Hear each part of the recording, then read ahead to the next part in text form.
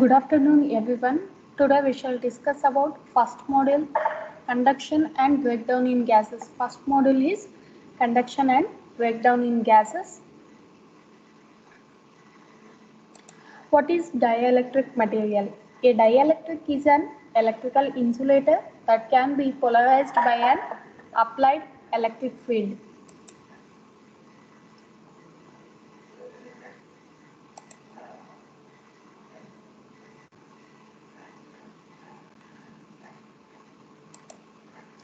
Dielectric strength.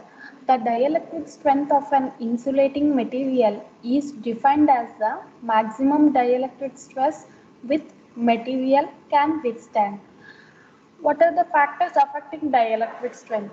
Pressure, temperature, humidity, nature of applied voltage, and imperfection of material. And what are the types of dielectric?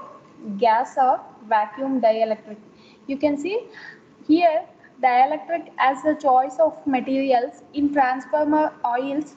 That is, dielectric is oil, liquid form of liquid dielectric. Okay. First one is gas or vacuum dielectric. Second is liquid dielectric. Liquid dielectric are used in transformer and solid dielectric are used in power cables and insulators. Next, third is solid dielectric. Fourth is composite dielectric. Gas or vacuum dielectric. It has high dielectric strength. Breakdown occur in the gas or vacuum is due to collision ionization. If the applied voltage is sufficiently large, electrons are multiplied in an exponentially manner and breakdown will occur. Examples of gas or vacuum dielectric is sulfur hexafluoride and carbon dioxide. Liquid dielectric. These liquid dielectric are used in high voltage equipment for dual purpose, for insulation purpose and heat dissipation purpose. In this liquid dielectric or equipments, high voltage equipments, temporary failure can be quickly re-insulated by the liquid flow to the affected area. Highly purified liquid is more suitable to serve as dielectric media. You can see in transformer oil will be refined and filtered because to improve the dielectric strength. Breakdown strength reduces due to impurities. Selection of liquid dielectric is based on dielectric strength, viscosity, stability, flash point, gas constant, etc. Examples: petroleum, transformer oil, etc. Applications where it is used: area where equipment is continuously operated like distribution transformer. Next, solid dielectric. It's just an introduction about dielectric. Okay. Solid dielectrics, it has good mechanical strength and bonding capacity. Dielectric strength is 10 megawatt, 10 megavoltage per centimeter. Examples: inorganic materials like ceramic, glass, etc. Organic materials like PVC, polythene, natural rubber, etc. Applications: electrical apparatus. You can see that PVC, polythene, natural rubber. These things are used for dielectric materials in some electrical equipments. Composite dielectrics. Combination of more than two kind of insulators. Chemically stable, long lifespan, but dielectric constant of two materials should match. Two insulators never react together. Examples: oil impregnated paper, oil impregnated metallized plastic film. This is the main topic for first module, gases as insulating media. The simplest and most commonly found dielectric are gases. Most of the electrical apparatus use air as the insulating media. You already read in transmission and distribution, right? Air acts as an insulating media for many electrical apparatus. Next, in few cases, other gases such as nitrogen, carbon dioxide, freon, and sulfur hexafluoride are also used. Various phenomena occurs in gaseous dielectric when a voltage is applied. Various phenomena occurs in gases when a voltage is applied. When the applied voltage is low, if applied voltage is low, what happens? A small current flow between the conducting electrodes and the insulation. Keep its electrical properties. If applied voltage is large, the current flowing through the insulation increases. If applied voltage is low, small current will flow between the conducting electrodes and the insulation. If applied voltage is large, then the current flowing through the insulation increases very sharply and an electrical breakdown occurs. A strongly conducting spark formed during breakdown practically produces a short circuit between the electrodes. The maximum voltage applied to the insulation at the moment of breakdown is called the breakdown voltage. What is breakdown voltage? The maximum voltage applied to the insulation at the moment of breakdown is called breakdown voltage. Two types of electrical discharge, that is non-sustaining discharge and self-sustaining types. Next is the breakdown in a gas is called spark breakdown, is the transition of a non-sustaining discharge into a self-sustaining discharge. There are two types of theories, Townsend's theory and streamer theory, which explain the mechanism for breakdown under different conditions. We will read about that in further classes.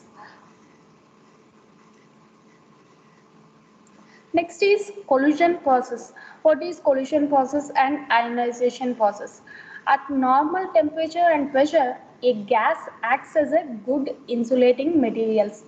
When high voltage applied between the two electrodes immersed in a gaseous medium, when applied high voltage applied between the two electrodes immersed in a gaseous medium, the gas becomes a conductor. Once again I repeat, when a high voltage applied between the two electrodes immersed in a gaseous medium, the gas becomes a conductor and electrical breakdown occurs. Ionization by collision are two types, that is elastic collision and inelastic collision. What is elastic collision? An elastic collision is a collision in which there is no net loss in kinetic energy. There is no net loss in kinetic energy in the system as a result of the collision. How you can say no net loss in kinetic energy? And elastic collisions are collisions which when occur, no change takes place in the internal energy of the particles, but only their kinetic energy gets distributed. No change takes place in the internal energy. No change will take place in the internal energy of the particles, but only their kinetic energy gets distributed. These collisions do not occur. These collisions do not occur in practice.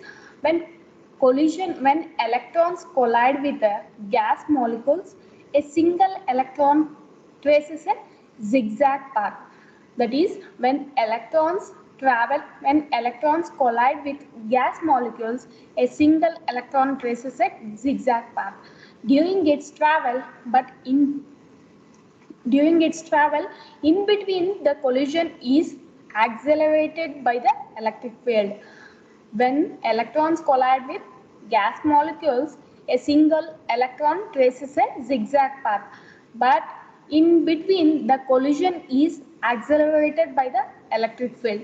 Since electrons are very light in weight, they transfer only a part of their kinetic energy to the much heavier ions or gas molecules with which they collide. This results in very little loss of energy by the electrons. That's why electrons gain very high energy and travel at much higher speed than the ions. Once again I repeat, that's why because little loss of energy takes place. So little loss of energy takes place by the electrons. That's why electrons gain very high energy and travel at a much higher speed than the ions. That's why in electrical discharges, electrons play a leading role. What about inelastic collisions? Inelastic collisions, a collision in which the total kinetic energy of the colliding bodies or particles is not the same after the collision as it was before. Examples of inelastic collision is ionization, attachment, excitation, recombination are inelastic collisions. The processes that are primarily responsible for the breakdown of gases are primary ionization process, secondary ionization process. First one is primary ionization process. In this first one, ionization by collision, photoionization. In secondary ionization process, first one is electron emission due to positive ion impact. Second is thermal ionization. Third is ionization by interaction of metastable with neutral atoms. Fourth is electron detachment.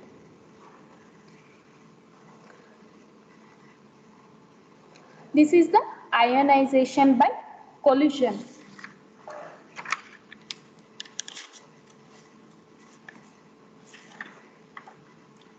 The process of liberating an electron from a gas molecule with a simultaneous production of a positive ion is called ionization. What is ionization? Ionization is defined as a process of leaving free electrons from a gas molecule with the continuous generation of positive ion. In the process of ionization by collision, a free electron collides with a neutral gas molecules. In the process of ionization by collision, a free electron collides with neutral gas molecule and gives rise to a new electron and positive ion. Once again I repeat, in the process of ionization by collision, a free electron collides with what? Collides with a neutral gas molecules. When it collides both free electron collide and neutral gas molecules, then a new electron and positive ion arises. If we consider a low pressure gas column in which an electric field is applied across two plane parallel electrodes, you can see two plane parallel electrodes. If the energy E gained during this travel between collision exceeds the ionization potential Vi, which is the energy required to remove an electron from its atomic shell, then ionization takes place. This process can be represented as, that is, if the energy gained during this travel between what collision exceeds the ionization potential, which is the energy required to remove an electron from its atomic shell, then ionization takes place. This can be represented as E minus plus A epsilon greater than Vi e to the power of minus plus A plus e to the power of minus, where A is the atom, A plus is the positive ion and E minus is the electron. When free electron collides with a neutral gas molecules, what you'll get output new electron and positive ion. That is what E minus, that is electron and positive ion. A few electron produce at the cathode. A few electron what? It will produce at the, a few electrons produce at what? Cathode. By some external means. By what? By a ultraviolet falling on the cathode. A few electrons produce at the cathode. A few electrons produce at the cathode. How? By some external means. By some external means what? Ultraviolet light. Ultraviolet light falling on the cathode. You can observe ultraviolet light falling on the cathode. Ionized neutral gas particles producing positive ions and additional electrons. By these ionized neutral gas particles producing positive ions and additional electrons. By external ultraviolet light falling on the cathode, you'll get ionized neutral gas particles produce positive ions and additional electrons. The additional electrons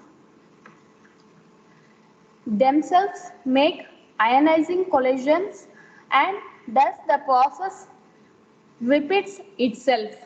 The additional electrons, what it will do? Themselves make ionization collision. Themselves make ionizing collisions and the process repeats itself. A few of the electrons produced at the cathode by some external means, what it is?